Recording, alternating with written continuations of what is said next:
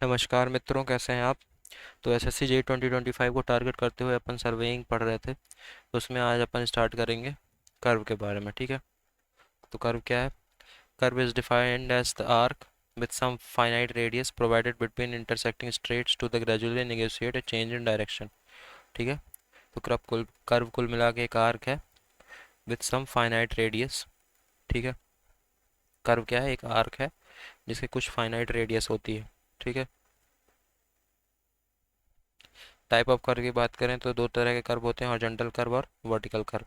Horizontal curve दो तरह के होते हैं, सर्कुलर कर्व और ट्रांजिशन कर्व। और वर्टिकल कर्व दो तरह के होते हैं, समिट कर्व और वैली कर्व। ठीक है।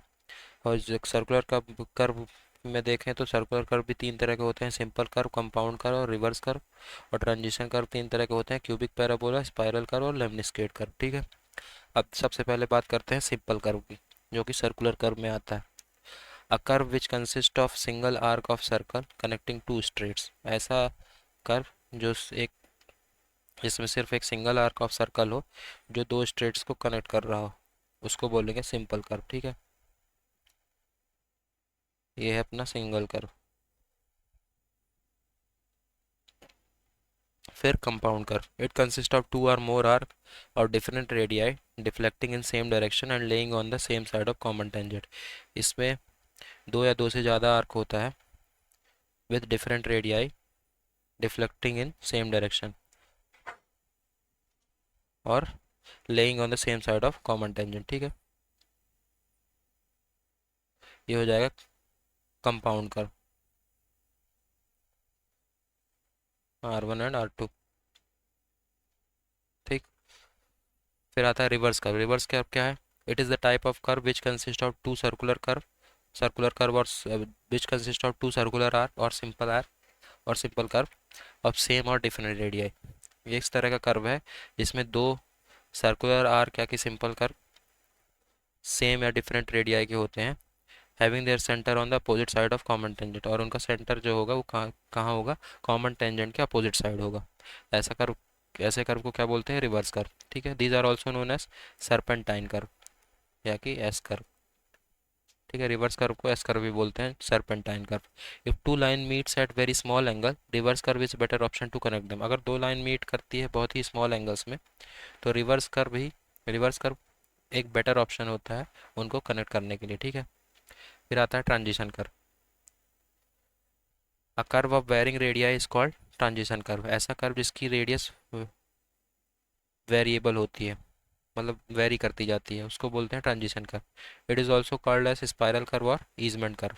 ट्रांजिशन कर्व को स्पाइरल कर्व या कि ईजमेंट कर्व भी बोलते हैं। ठीक है। और स्पाइरल कर्व। ठीक है। अब देखते हैं टाइप ऑफ ट्रांजिशन कर्व। कितने तरह के ट्रांजिशन कर्व होते हैं? तीन तरह के होते हैं, स्पाइरल या कि जिसको क्लॉथॉइड कर्व भी बोलते हैं, क्यूबिक पैराबोला और बर्नौलीज लेमनिस्केट कर्व। ठीक है। स्पाइरल कर्व जो होता है वो फुलफिल करता है condition of ideal transition curve की। ठीक है। स्पाइरल जो कर्व होता है वो आइडियल ट्रांजिशन कर्व होता है। फिर क्यूबिक पैराबोला, फिर Bernoulli's lemniscate curve. This is the ideal shape of the transition curve. Ideal curve की कंडीशन फुलफिल करता है स्पाइरल क्लॉथॉइड कर्व, और जो आइडियल शेप होता है ट्रांजिशन कर्व का वो होता है बर्नौलीज लेमनिस्केट कर्व। ठीक है। ये कर्व जो है ये है स्पाइरल कर्व, ये है बर्नौलीज लेमनिस्केट कर्व, और ये है सर्कुलर कर्व। ठीक है। Sorry, cubic parabola. फिर बात करते हैं समिट कर्व की। Type of vertical curve in which two grades meet at summit having convexity upward is termed as summit curve. ऐसे वर्टिकल कर्व जिसमें दो ग्रेड एक समिट पे मीट करते हैं जिसकी कन्वेक्सिटी अपवर्ड होती है, ऐसे कर्व को बोलते हैं समिट कर्व। ठीक है। Parabola is the ideal shape of summit curve. Summit curve का आइडल शेप क्या होता है? पैराबोला।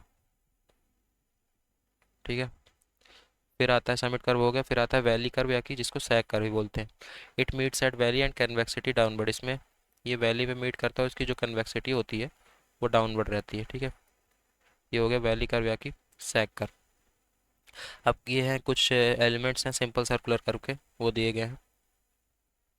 उनकी बात कर लेते हैं। बैक टेंजेंट या कि जिसको फर्स्ट टेंजेंट बोलते हैं, the tangent previous to the curve, वो टेंजेंट जो कर्व के पीछे होता है उसको बोलते हैं बैक टेंजेंट या कि फर्स्ट टेंजेंट। फॉरवर्ड टेंजेंट वो टेंजेंट जो कर्व को फॉलो करता है, फॉलोइंग द कर्व।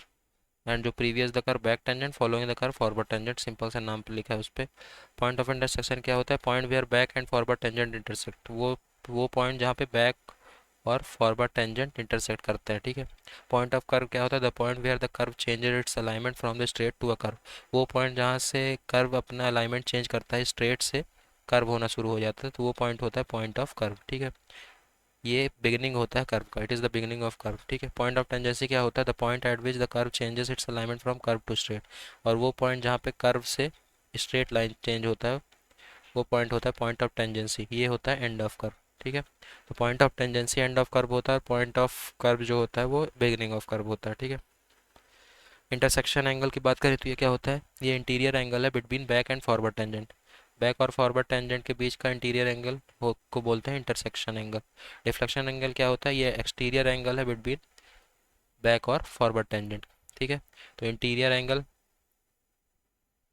को बोलते हैं intersection angle between back and forward tangent, और डिफ्लेक्शन एंगल क्या होता है? Exterior angle between back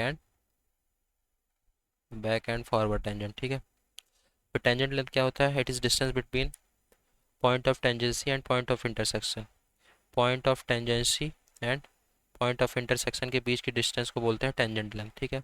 external या कि एपेक्स डिस्टेंस क्या आता है? Distance between mid point of curve and point of intersection, curve के मिड पॉइंट और पॉइंट ऑफ इंटरसेक्शन के बीच की डिस्टेंस को बोलते हैं एपेक्स डिस्टेंस। ग्राफ में देखें तो ये हो गई, यह है एपेक्स डिस्टेंस, ठीक है। ये distance of mid point of curve and intersection, point of intersection, ये है पॉइंट ऑफ इंटरसेक्शन। एक सेकेंड रफ कर दो।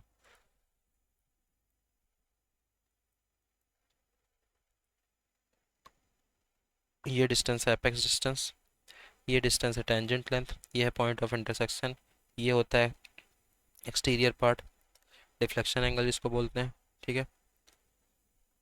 और ये होता है इंटीरियर वाला एंगल ऑफ इंटरसेक्शन, ठीक है। ये है पॉइंट ऑफ कर्व, ये है पॉइंट ऑफ टेंजेंसी, ठीक है। ये वाला है फॉरवर्ड टेंजेंट, ये वाला है बैकवर्ड टेंजेंट, ठीक है। अब आगे बढ़ते हैं। एपेक्स डिस्टेंस अपन ने देख लिया, distance between mid point of curve and point of intersection. फिर बात करते हैं लेंथ ऑफ कर्व की। लेंथ ऑफ कर्व क्या है? Curve distance between point of tangency and point of, क्या है ये? पॉइंट ऑफ कर्व है, point of length of curve देखते हैं एक second. I think point of curve है, या point of curve and point of tangency, point of intersection है पी आई, ठीक है। तो लेंथ ऑफ कर्व है, it is curve distance between point of curve and point of tangency, हो जाएगी length of curve. Length of chord क्या होगा? Straight distance between point of curve and point of tangency. जो curve distance होगा point of curve और point of tangency के बीच उसको बोलेंगे लेंथ ऑफ कर्व। जो स्ट्रेट डिस्टेंस होगा point of curve and point of tangency के बीच उसको बोलेंगे length of chord. Mid ordinate क्या होगा? Vertical distance between mid point of curve and mid point of long chord. Mid point of curve और mid point of long chord के बीच जो वर्टिकल डिस्टेंस होता है उसको बोलते हैं मिड ऑर्डिनेट। ये है लॉन्ग कॉर्ड, ये वाली, एक सेकेंड, ये वाली लाइन जो है लॉन्ग कॉर्ड है, और ये है मिड पॉइंट ऑफ कर्व। इसके बीच की जो डिस्टेंस है उसको बोलते हैं मिड ऑर्डिनेट, ठीक है। फिर आता है नॉर्मल कॉर्ड। नॉर्मल कॉर्ड क्या है? Horizontal distance between two successive regular station, दो सक्सेसिव रेगुलर स्टेशन के बीच का हॉरिजॉन्टल डिस्टेंस कर्व पे उसको बोलते हैं नॉर्मल कॉर्ड। सब कॉर्ड क्या है? It is any chord shorter than normal chord, कोई भी कॉर्ड जो नॉर्मल कॉर्ड से छोटी हो उसको बोलते हैं सब कॉर्ड। फिर आता है right hand curve. If the curve deflects to the right hand side, if the curve deflects to the right hand side of the progress of the surveyor, उसको बोलते हैं राइट हैंड कर्व। अगर curve right hand side, तो जिस तरफ सर्वे work हो रहा है उसकी तरफ डिफ्लेक्ट हो जाए उसके राइट हैंड साइड में, तो उसको बोलते हैं राइट हैंड कर्व। अगर कर्व लेफ्ट हैंड साइड में डिफ्लेक्ट हो जाए तो उसको बोलते हैं लेफ्ट हैंड कर्व, ठीक है।